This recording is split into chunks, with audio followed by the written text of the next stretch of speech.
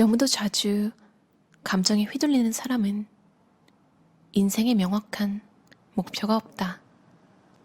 진심으로 소망하는 결승점, 그것에만 집중하면 머릿속은 조금씩 정돈된다.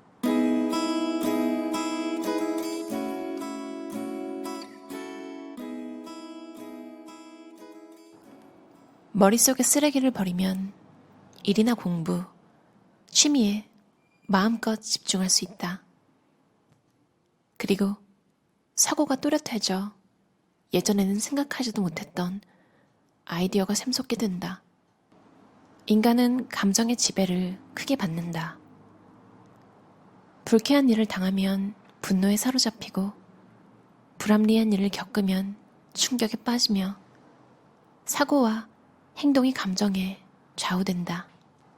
아무리 감정적이면 안 돼, 냉정해져야 해 하고 생각해도 감정이 북받쳤을 때 사고나 행동이 흔들리는 것을 완전히 제어할 수 있는 사람은 그리 많지 않다. 왜 우리는 감정의 지배를 받을까? 그 이유 중 하나는 뇌의 진화사에 있다. 인간의 감정을 관장하는 곳은 되뇌 변형계의 편도체라는 장소로 이 편도체를 포함한 되뇌 변형계는 이른바 오래된 뇌이다. 한편 논리적인 사고와 이성을 관장하는 곳은 전두전야라는 부위인데 전두전야는 편도체를 포함한 되뇌 변형계보다 나중에 생겼다. 편도체는 생명을 유지하기 위해 필요한 감정을 관장한다. 본능적인 공포나 혐오, 슬픔 등이 그것이다. 세상에는 이런 감정을 어느 정도 제어할 수 있는 사람과 이런 감정에 쉽게 좌우되는 사람이 있다. 감정에 지배당하며 살아가는 사람은 논리를 관장하는 새로운 뇌보다 감정을 관장하는 오래된 뇌의 지배를 받고 있는 것이므로 좀 더 원시적이라고 할 수 있다. 저자는 도마베치 히데토라는 일본의 뇌과학자이자 인지심리학자인데요. 일본의 옴질리교 신자들 세뇌당한 걸 탈세뇌하는 작업을 주도했다고 해요. 저는 머릿속 정리의 기술을 몇 년 전에 읽었어요. 그때 되게 도움을 많이 받았던 기억이 나는데 되게 명료하거든요. 그러니까 좀 강하게 깔끔하게 이야기하는 책이 있고 이것도 좋고 저것도 좋지만 이건 이래서 좋고 저건 저래서 좋습니다. 이런 책이 있잖아요. 이거는 전자에 맞는 책이에요. 다시 읽고 싶어서 최근에 다시 읽었는데 이번에 읽기 전에는 제가 한번 리뷰를 봤어요. 인터넷에서. 생각보다 평이 좋지 않더라고요. 책의 슬로건이 머릿속 쓰레기를 버려라 이런 거잖아요. 근데 막 쓰레기라는 평도 있고 그래서 내가 느꼈던 몇 년 전에 좋았던 감정이 뭘 잘못된 건가? 이런 생각이 들었어요. 저도 책 취향이 엄청 특이하거나 한 건 아니라서 제가 읽는 책들의 평은 대부분 좋은 편으로 확인되거든요.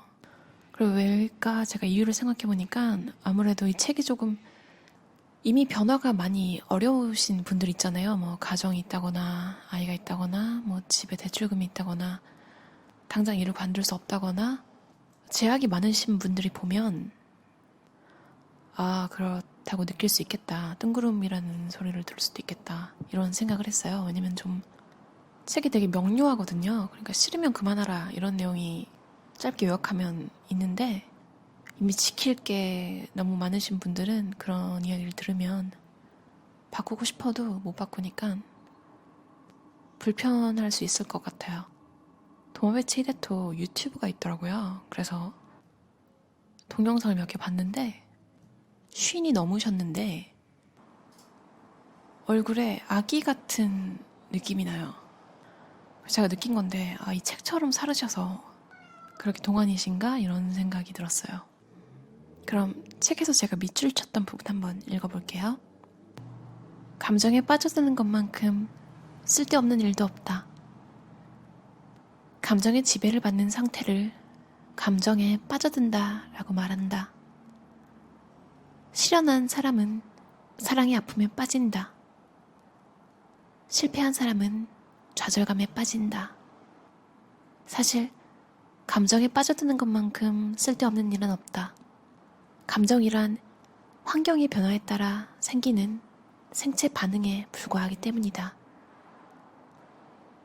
예를 들어 초등학교 저학년까지 우리는 방금 전까지 웃고 있다가 갑자기 울음을 터뜨리기도 하고, 그러다가 과자를 주면 금방 울음을 그치기도 한다.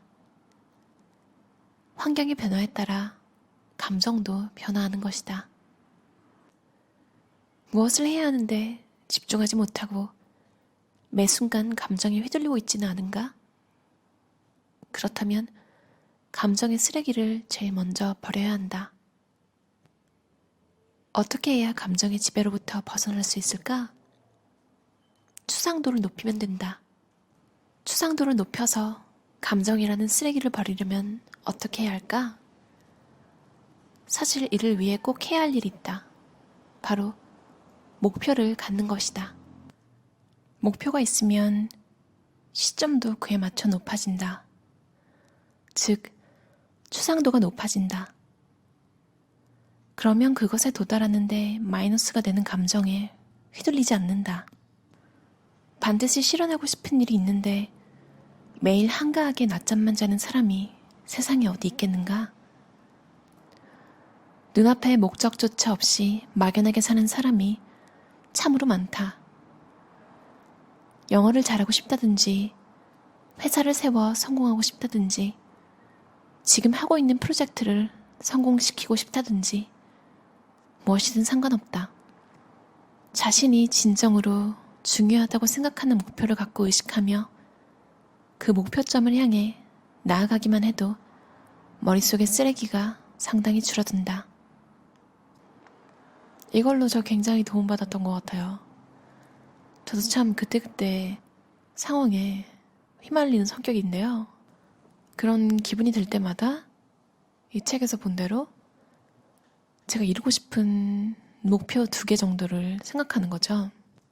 근데 저는 또 다른 책이랑 융합을 해서 제가 스콧 아담스 책 열정은 쓰레기다 해서 목표를 세우지 말고 시스템을 만들려고 하잖아요. 근데 그 시스템 자체가 목표라는 걸 이루기 위해서 만드는 거니까요. 그냥 목표도 생각하면서 따르기는 이제 시스템을 따르는 거죠.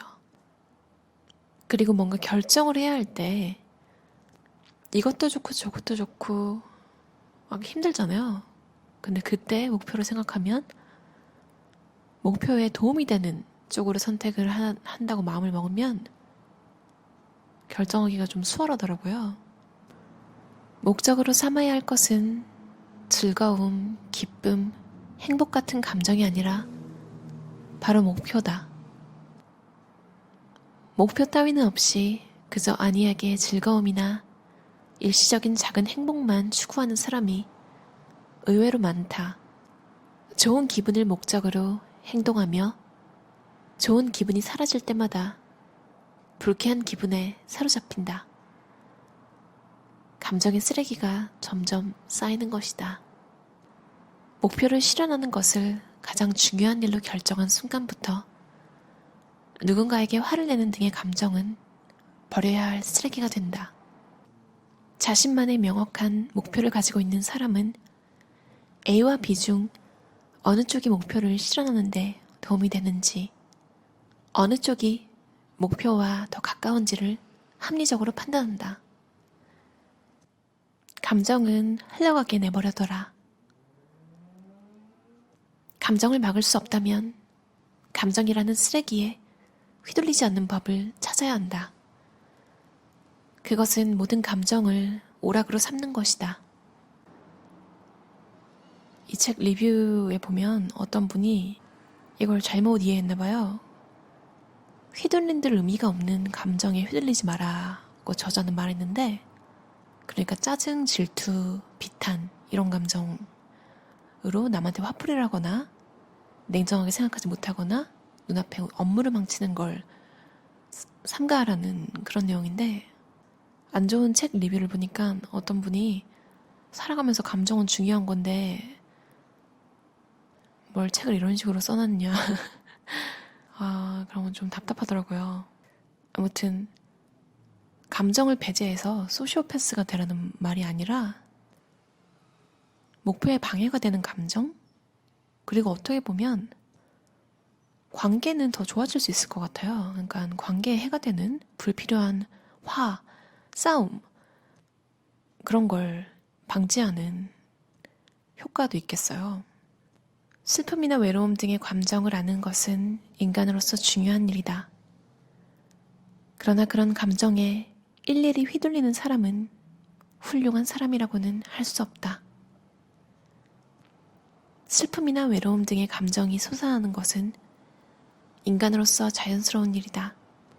다만 그 감정에 휘둘릴 필요는 없다. 슬픔도 인생의 묘미라고 생각하고 오락으로 즐기면 휘둘릴 일이 없다. 감정을 오락으로 즐기는 순간 이미 시점이 높아졌기 때문이다. 그리고 제가 좋아하는 챕터인데요. 저자는 인간의 행복에는 반드시 자신 이외의 사람이 포함되어 있대요.